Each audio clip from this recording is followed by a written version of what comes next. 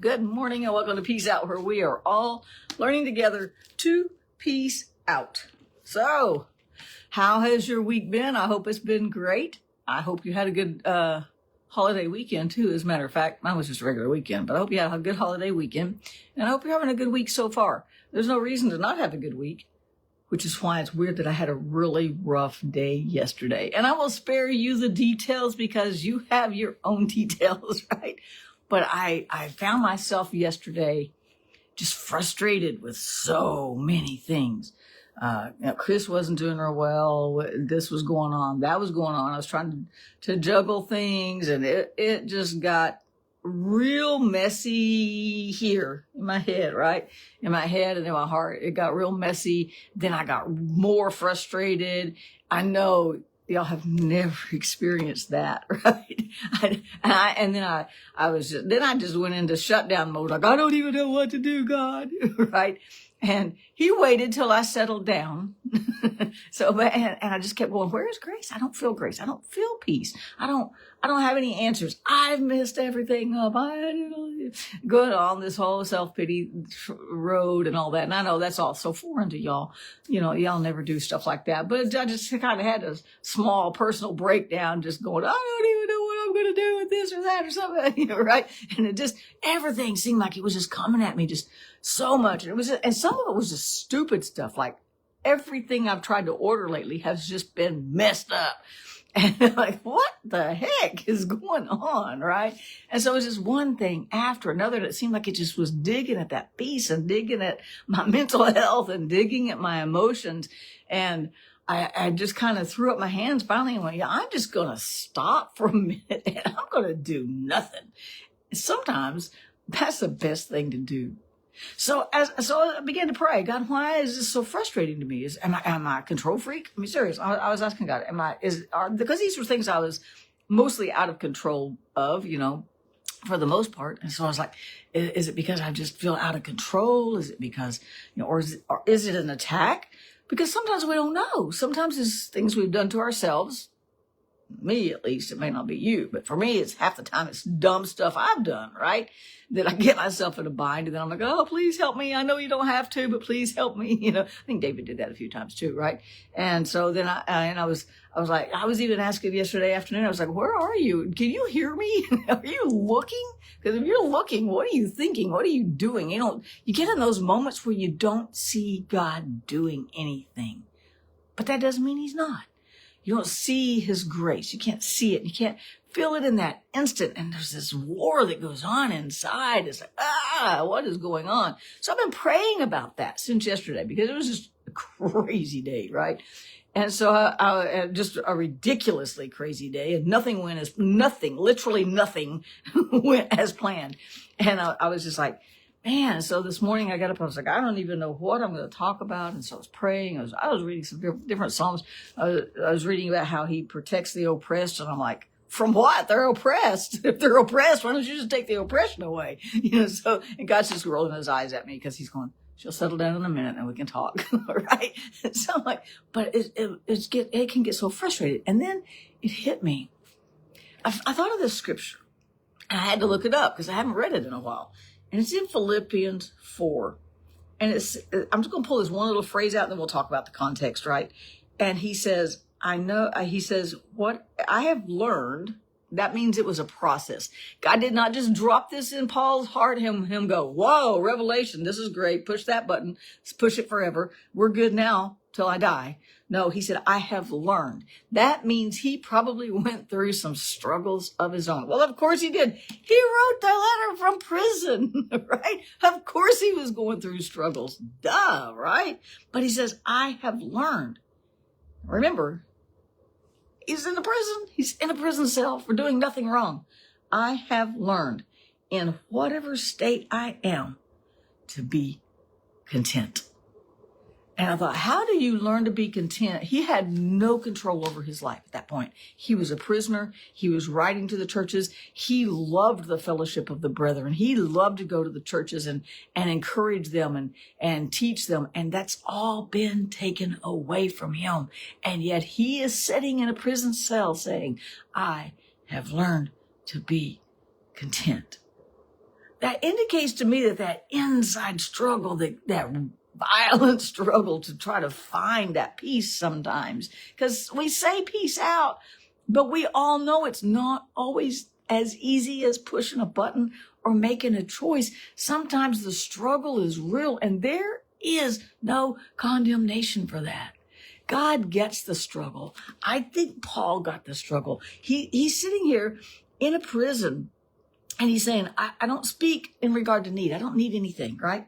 He says, I've learned whatever state I am to be content. I know how to be without, and I know how to have plenty.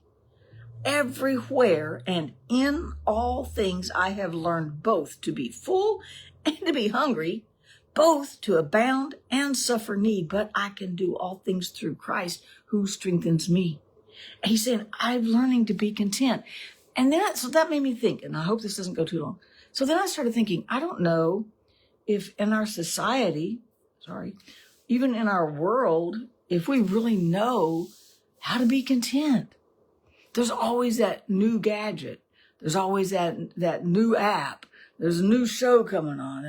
They don't make a whole lot of shows anymore. They give you new ones all the time. You never really get a good one that just stays there anymore, right?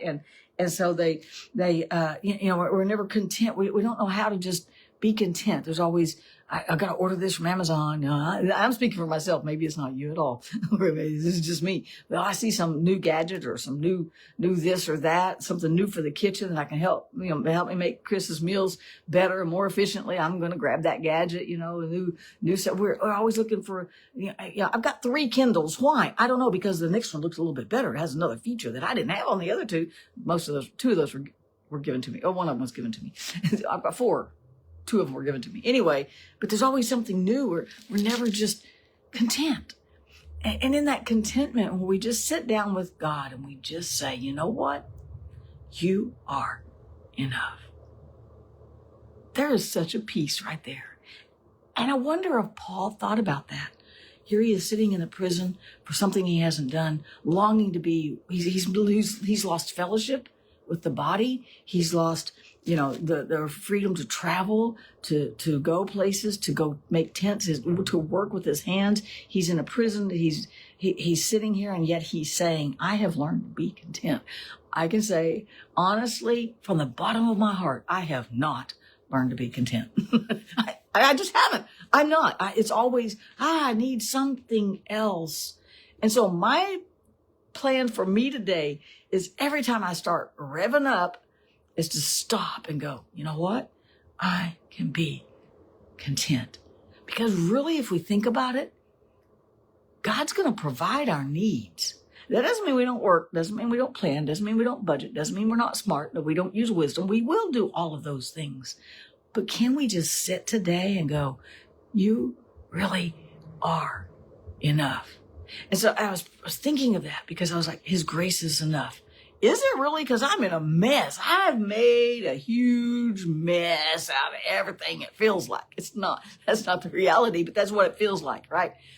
I've made this huge mess. Everything's broken. Chris's this, and money's that, and jobs are that, and something else, and relationship, and all these things are pulling at us, right? And so it's like, I don't know how to just stop and go, His grace is enough. We have to let His grace be enough. It is enough, but we don't experience that sufficiency until we become content with His grace. Because see, we can become content with His grace when we got everything under control and we're all cool and everything's all together and His grace is enough. This is awesome. But let 2 or 3 things pop off, right? Let 2 or 3 things boil over in our lives. And then we're like, oh, where'd your grace go? His grace is still enough. It's us that's not content. We're not content. I'm not. I don't put that on you. I'm not content with His grace. I want Him to fix everything, right? And yet here we sit and go, you know what? It's okay. I have to learn to be content with His grace. Because we're always reaching. I'm content for that moment until something else gets my attention. So go, wait a minute. I'm running off acting silly and His grace is still sufficient, but I'm over here doing something else. I'm not content with His grace. His grace will always be enough. His mercies are new every single morning. It's always enough to help in the time of need. His grace is always enough. His peace is always enough. But I have to train myself. And Paul said, I have learned. That means it's a process to learn to be content with everything he's promised us. We have to be content. Learn the process of learning how to be content with his grace. Now, what I want to do right now is just take a big breath and just go, man, God, I just want to be content with your grace. I want to be content with your provision. I want to be content with your mercies that are new for me right here this morning, right here today. Some of the frustration comes from not being content with what we have. Always reaching out. Now, that's not to say we shouldn't do self-improvement and we should never be content with this. We should always be learning more. We want to learn more of his word. We want to learn more. We want that relationship to grow. But I think I'm on to something here with learning to be content with his grace because it truly is enough. He didn't lie, right? And so is his peace. That's why I'm going to peace out today. I'm going to be content with his grace, and I'm going to peace out today. And I hope you join me and have a great day. I'll see you again. I hope I said something that made sense. I'll see you again tomorrow.